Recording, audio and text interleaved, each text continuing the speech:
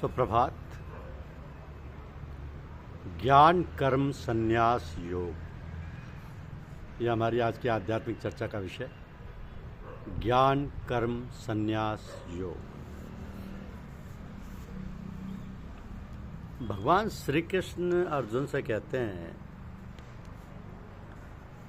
कि मैंने इस अविनाशी योग को सूर्य से कहा था।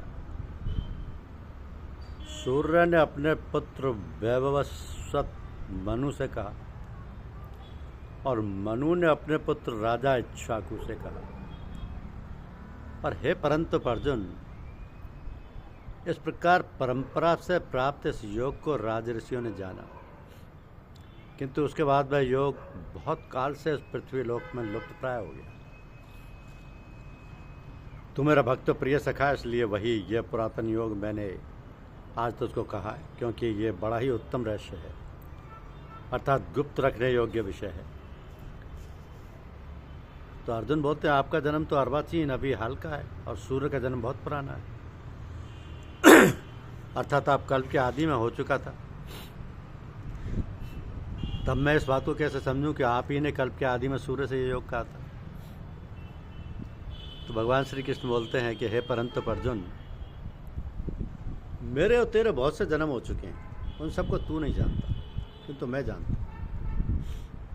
मैं अजन्मा और अविनाशी स्वरूप होते हुए भी तथा समस्त प्राणियों का ईश्वर होते हुए भी अपनी प्रकृति को अधीन करके अपनी योग माया से प्रकट होता हूँ। तो हे भारत, जब जब धर्म की हानि और अधर्म की वृद्धि होती है, तब तब ही मैं अपने रूप को रचता हूँ, अर्थात साकार रूप से लोगों के सम्मुख प्रकट होता हूँ।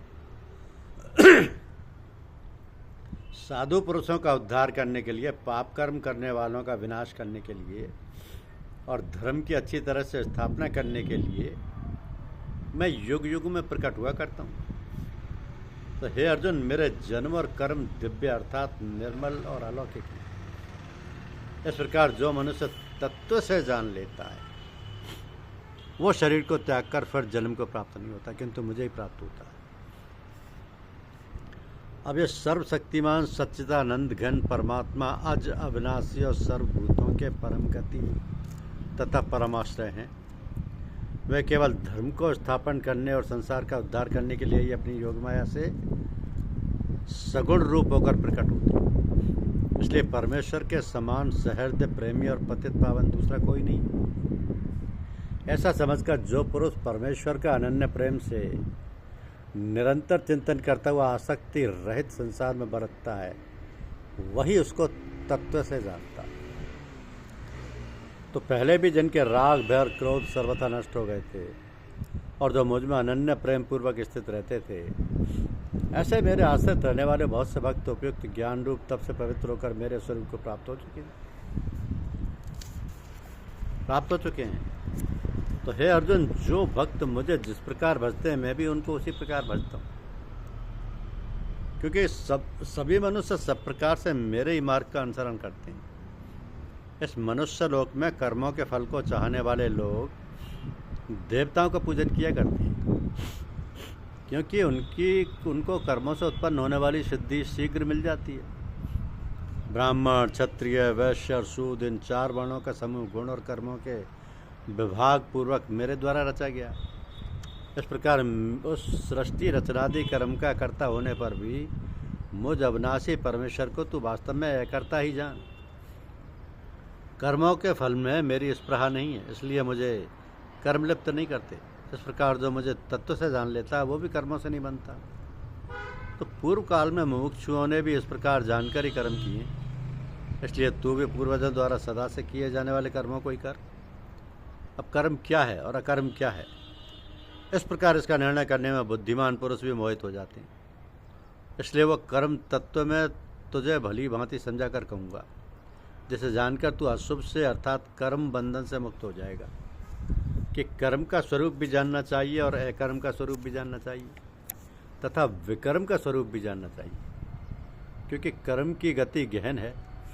जो मनुष्य कर्म में अकर्म देखता है और जो अकर्म में कर्म देखता है, वो मनुष्यों में बुद्धिमान है और वह योगी समस्त कर्मों को करने वाला है।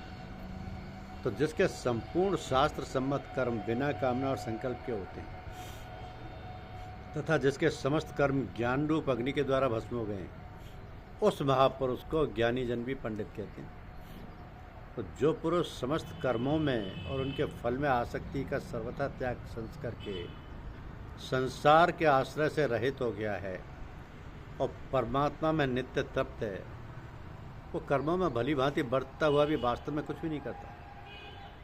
जिसका अंतःकरण और इंद्रियों के सहित शरीर का जीता हुआ है और जिसने समस्त भोगों की सामग्री का परित्याग कर दिया है, ऐसा आशा रहित पुरुष केवल शरीर संबंधी कर्म करता हुआ भी पापों को नहीं प्राप्त होता।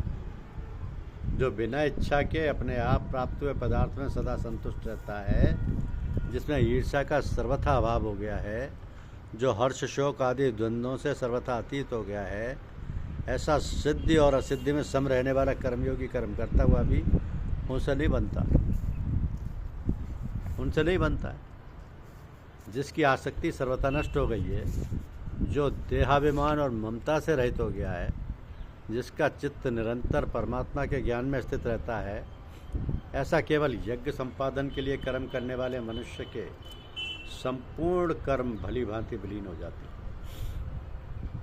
जिस यज्ञ में अर्पण अर्थात श्रुवा आदि भी ब्रह्म है और हवन किए जाने योग्य द्रव्य भी ब्रह्म है तथा ब्रह्म रूप कर्ता के द्वारा ब्रह्म रूप अग्नि में आहुति देना क्रिया भी ब्रह्म है, उस ब्रह्म कर्म में स्थित रहने वाले योगी द्वारा प्राप्त किए जाने योग्य फल भी ब्रह्म ही है।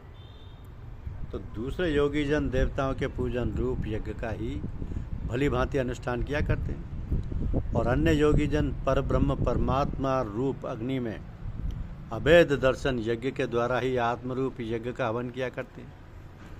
तो अन्य योगी जन स्रोत आदि समस्त इंद्रियों को संयम रूप अग्नियों में हवन किया करते हैं और दूसरे योगी लोग शब्दादि समस्त विषयों को इंद्रिय रूप अग्नियों में हवन किया करते हैं। दूसरे योगी जन इंद्रियों की संपूर्ण क्रियाओं को और प्राणों की समस्त क्रियाओं को ज्ञान से प्रकाशित आत्म संयम योग रूप अग्नि में हवन किया करते हैं। तो कई पुरुष द्रव्य संबंधी यज्ञ करने वाले हैं, कितने ही तपस्या रूप यज्ञ करने वाले हैं तथा दूसरे कितने ही योग रूप यज्ञ करने वाले हैं, कितने ही अहिंसादि तीक्ष्ण वृत्तों से युक्त यत्नशील पुरुष स्वाध्याय रूप ज्ञान यज्ञ करने वाले। तो दूसरे कितने ही योगी जन अपान वायु में प्राण वायु का हवन करते हैं, अपान वायु में प्राण वायु को हवन करते हैं, वैसे ही अन्य योगी जन प्राण वायु में अपान वायु को हवन करते हैं तथा अन्य कितने ही नियमित आहार करने वाले प्राणायाम परायण पुरुष प्राण और अपान की गति को रोककर प्राणों में ही हवन किया करते हैं। ये सभी साधक यज्ञों द्वारा पापों का नाश कर देने वाले और यज्ञों को जानने वाले। तो हे कुरुश्रेष्ठ अर्जुन, यज्ञ से बचे हुए अमृत का अनुभव करने वाले योगी जन सनातन पर ब्रह्म परमात्मा को प्राप्त होते हैं और यज्ञ न करने वाले पुरुष के लिए तो यह मनुष्यलोक भी सुखदायक नहीं है, पर परलोक कैसे सुखदायक हो सकता है। तो इसी प्रकार और भी बहुत तरह के यज्ञ वेद की वाणी में विस्तार से कहे गए। उन सबको तू मन इंद्रिय और शरीर की क्रिया द्वारा संपन्न होने वाले जान। इस प्रकार तत्व से जानकर उनके अनुष्ठान द्वारा तू कर्म बंधन से सर्वथा मुक्त हो जाए। तो हे परंतु अर्जुन, द्रव्य में यज्ञ की अपेक्षा ज्ञान यज्ञ अत्यंत श्रेष्ठ है तथा यवन मात्र संपूर्ण कर्म ज्ञान में समाप्त हो जाते हैं। उस ज्ञान को तू तत्वदर्शी ज्ञानियों के पास जाकर समझ, उनको भली भांति दंडवत प्रणाम करने से, उनकी सेवा करने से और कपट छोड़कर सरलतापूर्वक प्रश्न करने से वे परमात्म तत्व को भली भांति जानने वाले ज्ञानी महात्मा तुझे उस तत्व ज्ञान का उपदेश करेंगे।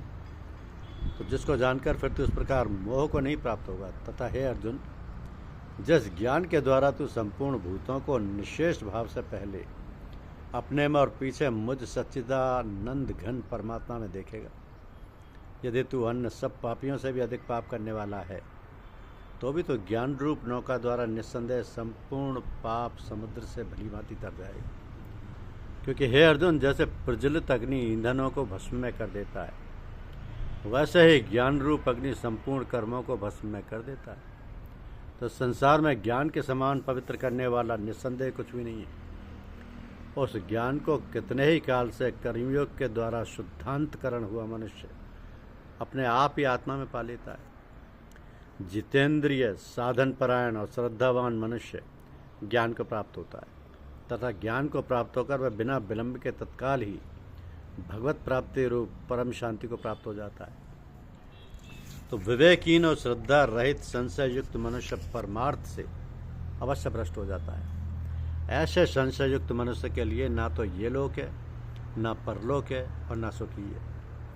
तो हे धनंजय, जिसने कर्मयोग की विधि से समस्त कर्मों का परमात्मा में अर्पण कर दिया है और जिसने विवेक द्वारा समस्त संशयों का नाश कर दिया है, ऐसे बस में किए हुए अंत्यकरण वाले पुरुष को कर्म नहीं मानते।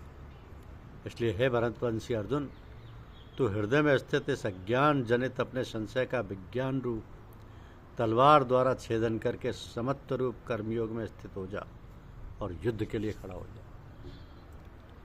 इस प्रकार भगवान श्री कृष्ण अर्जुन को प्रेरित करते हैं और अर्जुन को दी हुई ये प्रेरणा ज्ञान कर्म संन्यास योग के नाम से जानी जाती है। धन्यवाद। YouTube चैनल को लाइक और सब्सक्राइब अवश्य कीजिए। शुक्रिया।